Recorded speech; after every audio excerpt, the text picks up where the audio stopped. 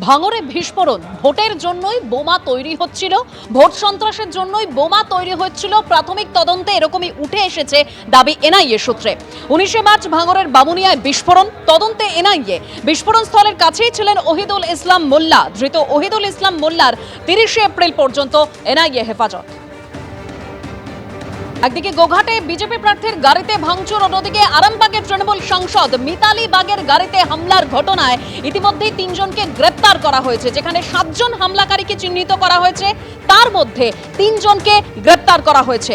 হামলাকারী দুষ্কৃতীদের সঙ্গে বিজেপির যোগ আছে। হামলাকারীদের বিজেপির যোগের অভিযোগের রিপোর্ট এসডিপিওর। গোষ্ঠীদ্বন্দ্বের তত্ত্ব উড়িয়ে এসপিকে রিপোর্ট দিয়েছে এসডিপিও।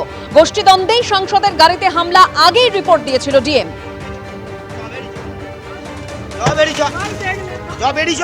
গোঘাটে বিজেপি প্রার্থীর গাড়িতে হামলার ঘটনাতেও 3 জনকে গ্রেপ্তার করা হয়েছে।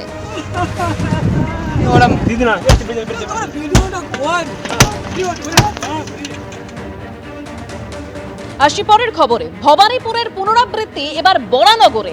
তৃণমূলের প্রচারে বিজেপির তারস্বরে মাইক বাজানোর অভিযোগে একেবারে তুলকালাম পরিস্থিতি তৈরি হয়।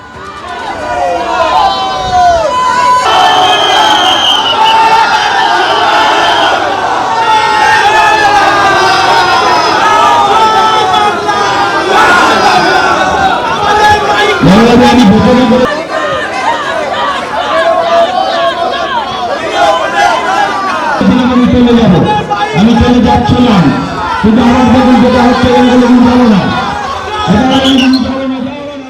আমাদের এখানে মাইকের তার খুলে দিয়েছে। আমি তাও এদের সাথে কোঅপারেট করেছি।